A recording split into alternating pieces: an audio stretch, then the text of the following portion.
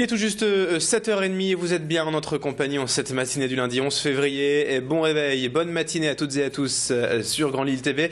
Et bon appétit si vous prenez votre petit déjeuner et bon courage peut-être si vous partez travailler. Restez avec nous durant les 10 prochaines minutes. On va faire un tour complet de l'actualité près de chez vous dans la métropole lilloise. On parlera également météo et trafic en fin d'édition.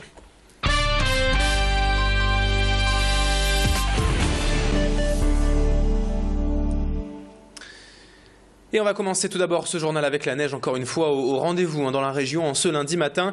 La métropole lilloise et le Nord-Pas-de-Calais plus généralement étaient en vigilance orange, neige et verglas cette nuit et quelques centimètres de neige sont tombés dès hier soir aux environs de 21h.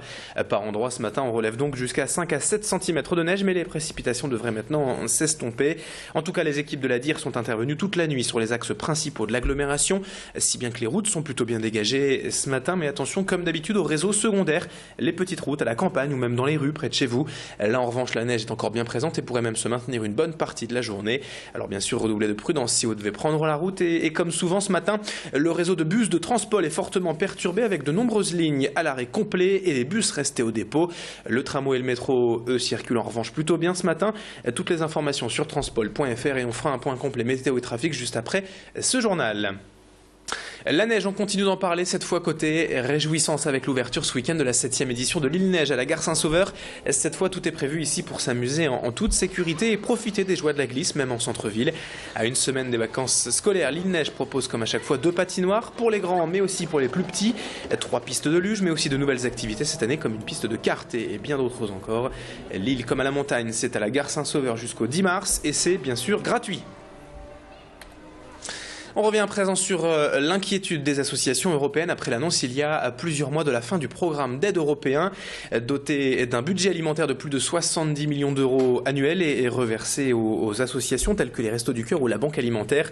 Cette aide était sérieusement menacée depuis quelques semaines par certains gouvernements européens qui l'estimaient tout simplement trop importante. Mais à l'issue du sommet jeudi et vendredi à Bruxelles, les pays de l'UE sont parvenus à un accord pour sauver ce plan d'aide. Le budget en question passe ainsi de 500 millions d'euros annuels à 300 millions. La France a d'ores et déjà annoncé qu'elle compenserait le manque à gagner pour les associations. Précision avec Alain Niatovic, président de la Banque Alimentaire du Nord, l'invité vendredi sur ce plateau, Didil Gunaï. C'est sûr qu'on ne va pas baisser les bras parce que pour nous c'est totalement impensable de fonctionner avec ce qui est prévu.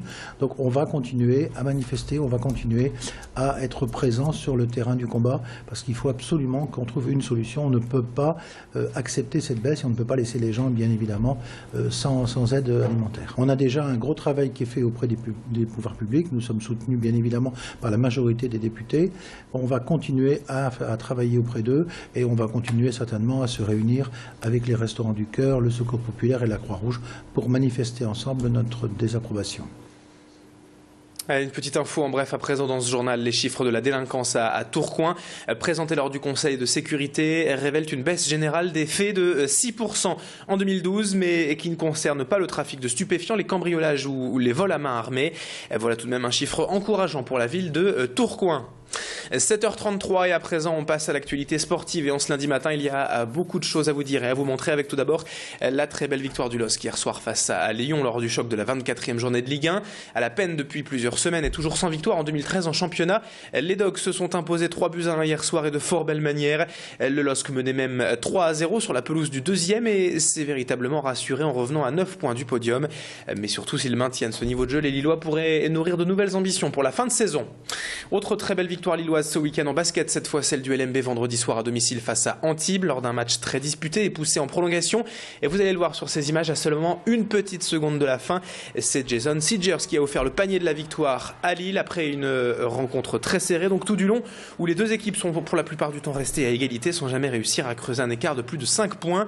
Au bout du suspense et après une prolongation, c'est donc Lille qui s'est imposée dans une ambiance de folie.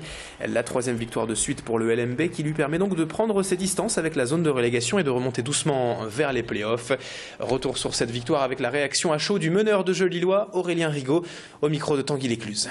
Je pense que c'est mérité quand même vu le match. On a fait un bon match, on était toujours à égalité et on a réussi à gagner au buzzer et ça fait plaisir. Je pense que l'envie elle était là et on a travaillé, on travaille dur depuis la reprise. On sait très bien qu'on a eu une mauvaise passe donc maintenant on essaie d'emmagasiner le plus de victoires jusqu'à la fin de saison. Enfin, la boxe taille et le K1 étaient à l'honneur également ce week-end à l'Homme avec le 7e gala international organisé par la team Fontes samedi soir à la salle du Parc. Au programme, 13 combats dont 5 professionnels pour le meilleur de la boxe taille nationale et européenne. Avec du grand spectacle au rendez-vous de cette soirée, de nombreux spectateurs venus encourager les combattants. Ils étaient environ 1000 à 1500 à avoir garni les petites travées de la salle du Parc pour assister à ce show samedi soir. Jimmy Uchon y était également et a rencontré Eduardo Fontes, l'organisateur du gala, qui revient sur le programme de cette belle soirée. C'est un très gros événement qui a demandé beaucoup de travail de préparation avec les 5 combats semi-pro et les 5 combats pro, avec des affiches avec champion du monde à la revanche contre Afid Chabota, et là où Sinidouche qui a boxé au Gala du Roi en Thaïlande, il va boxer également contre Arman Ambarian, des très gros clients pour cette soirée. C'est très important. C'est un sport qui commence à être connu, qui évolue. Puis bon, par le biais de ces manifestations-là, on essaye de le faire connaître au public, notre art qui est le Muay Thai. Enfin, dernier résultat rapidement en basket, en Ligue féminine, défaite de l'ESBVA ce week-end 66-64 face à Basketland. Et puis en volleyball, le TLM s'est également incliné à Avignon samedi soir, défaite 3-7-0 du Tourcoing, qui reste donc dernier de Liga.